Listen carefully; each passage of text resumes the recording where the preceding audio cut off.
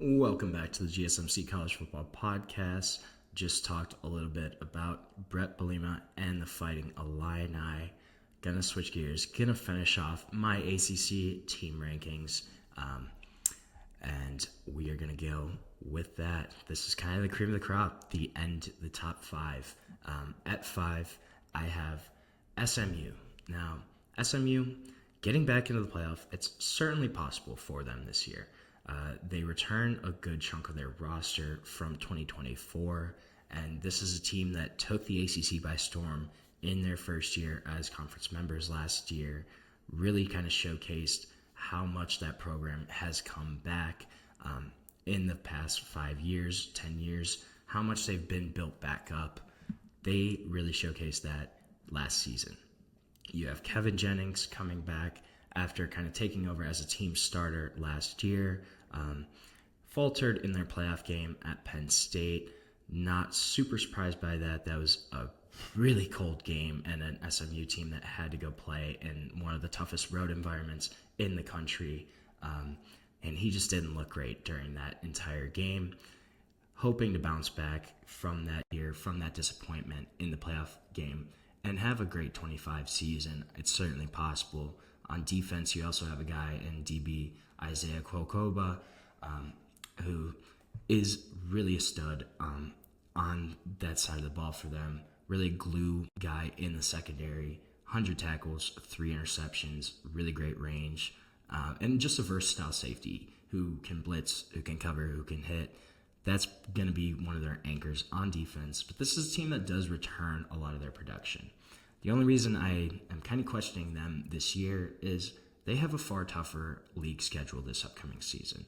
Last year, kind of were able to avoid some of the tougher programs in the ACC, but they have Miami and and Louisville this year. However, those games are both at home, so that is one bonus for SMU is that those two are at home. Hopefully, they at least get one of those. But then you also have a road trip to Clemson. So you pair those. I don't know. I think it's going to be tough for SMU to kind of get back to where they were. Then a team they're playing against in the Miami Hurricanes, I have them ranked as the 4th best team in the ACC right now. So obviously replacing Cam Ward is not going to be easy, especially kind of given the uncertainty around Carson Beck, around his recovery from his elbow injury last season. Will he be fully healthy? That's going to be a big question for Miami. And even if he is healthy, yes, he gives them a steady quarterback, but this is a guy that's far less vibrant, exciting as a quarterback than Cam Ward was, but still going to be a steady presence to lead another really talented roster for the Miami Hurricanes. But they also have to avoid those kind of surprise losses. This is something that's been plaguing Miami for the past few seasons, last year as well. And they also got lucky in a couple of their wins last year. Virginia Tech, that game literally came down to the last play. The Cal game, they were losing that. They ended up coming back right at the end, but that was still a big kind of iffy performance from Miami, and that's something that's been one of their issues since probably the past 5 years, I would say. But this is still a really talented team roster. Francis Mauigoa, obviously going to lead the offensive line, probably the best player on the roster, I would say. This is a guy that I would not be surprised if he's a top 5, top 10 pick in the NFL draft next season. Massive offensive tackle, been starting there since he was a true freshman. Just has the pedigree. And there's been a lot of comparisons, too, between him and Penei Sewell, who obviously Mario Cristobal kind of developed there at Oregon. This is a guy that's really similar to him, going to anchor that offensive line for them. They got Mark Fletcher back. Obviously, they're going to have to replace Damian Martinez, but Mark Fletcher should be able to kind of come and step into that role. A big back at 6'2", 225, really kind of powerful, bruising running back. He had over 1,100 yards last season, 14 touchdowns in the past 2 years. A guy that's proven himself to be a valuable running back on that roster. Could he be even better stepping into that lead role this season? That's going to be a big question mark. They have Reuben Bain back on defense. This is a guy that burst on the scene in 2023, won ACC's Defensive Rookie of the Year, had a great year then. Kind of fell off last season, though, in 24. He had a sustained a hamstring injury on the second play of the season when they played Florida, and pretty much was never really the same throughout the rest of the year. So hopefully recovering fully from that hamstring injury, getting back to those 23 levels, that would give Miami a really impact defender on that defensive front. I don't know. I think there's a couple more question marks about this Miami team. I don't know how Carson Beck will perform. He's going to have more runway as a quarterback there, but he's still recovering from that arm injury. We still kind of don't know what his status looks like, how he's feeling, how he will perform. That's going to be a big question mark. And just those kind of losses that they shouldn't lose. I think that's something we will probably see again this year from Miami. I wouldn't be surprised to see them drop a game or two that they shouldn't. That's something I think is very, very possible for the Hurricanes this year. That's why I have them at 4th. But at 3, I have a team that I'm really high on. This could be projecting them too high, but I think Georgia Tech is going to have a really great season this year. So they're going to need a healthy Haynes King under center. Missed multiple starts last season to injury, but I think they could really ride that momentum, the motivation from the Georgia game last year where, oh man, they were right there. 8 overtime game, end up losing at Georgia. But I think they could ride this all the way throughout this season. Just how that game went, how Georgia Tech performed there, I think it gave them a lot of confidence to kind of show that they can hang with some of the top teams in the country. You have Jamal Haynes returning as your go-to guy at running back. Wide receiver is going to be a little bit of a question mark for them. Lose your leading wideout in Eric Singleton Jr., transferred to Auburn.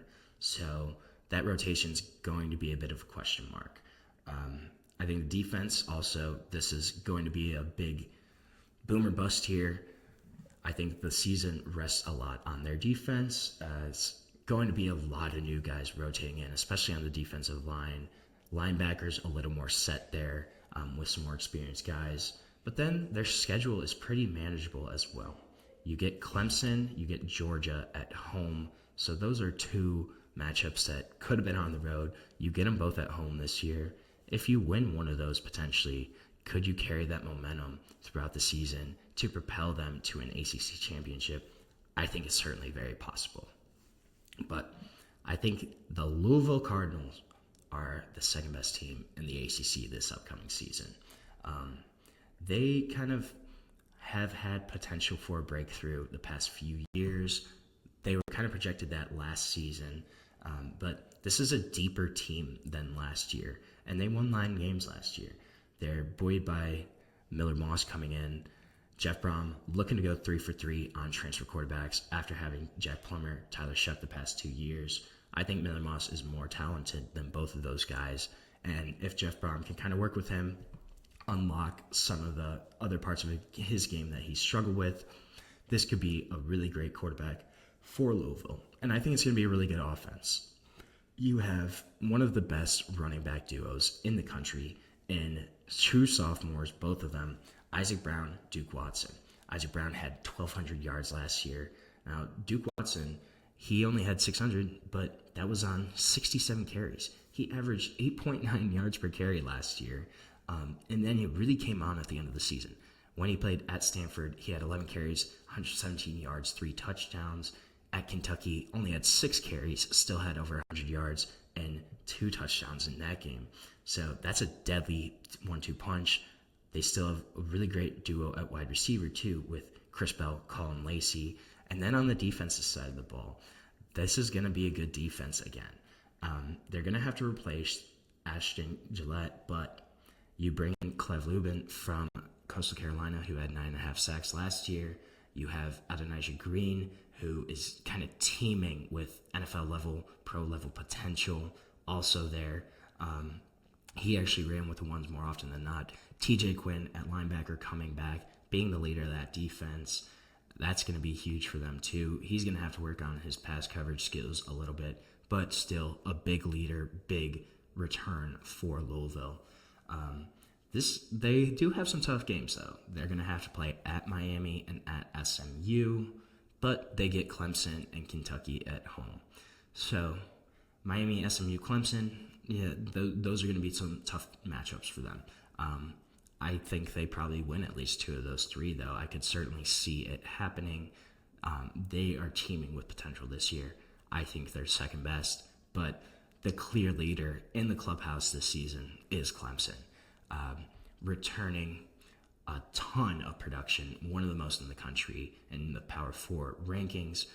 You have one of the most experienced quarterbacks coming back in Cade Klubnik, a guy that is a really great quarterback, had a ton of pedigree, really stepped up in 2024 last season after kind of an up and down year in 2023. On paper, they're certainly the best team in the ACC. Genuine contender for a national championship if kind of Dabo can put all the pieces together. You have your entire starting wide receiver room coming back, Bryant Wesco, Antonio Williams, TJ Moore, all back for big-time roles. You have 4 starters on the offensive line coming back, and you have Peter Woods, TJ Parker anchoring that D-line, giving that unit big-time leaders, and guys that are just great players as well as leaders in the locker room, on the field. Those are 2 big pieces for them. And you have Avion Terrell at cornerback, AJ Terrell's younger brother, a guy that could be one of the best cornerbacks in the country, really had a strong season last year as well. I wouldn't be surprised to see them. It's very possible they could run away with the ACC, I think, this year. But this is a super talented Clemson team. Kind of seemed like they're starting to gain some momentum back. Won the ACC last year, kind of snuck into the playoff, and I think that gave them some validation. And they're going to come out with a ton of confidence this year, with a ton of experienced guys, and with a great head coach in Dabo Swinney who knows how to win at Clemson. They have to be number 1 this season. They're going to be an exciting team to watch this upcoming year.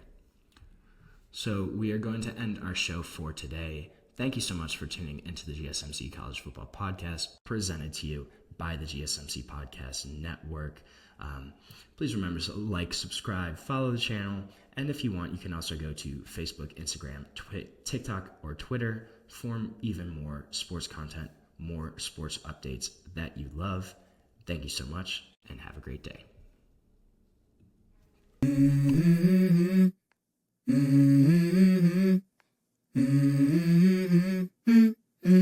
Let's go. I wake up to a little bit of drool on my pillow, feel like it's gonna be a bad day. Yeah, I'm tired of shit, and the coffee ain't hit yet, damn, ain't that great. I don't wanna go to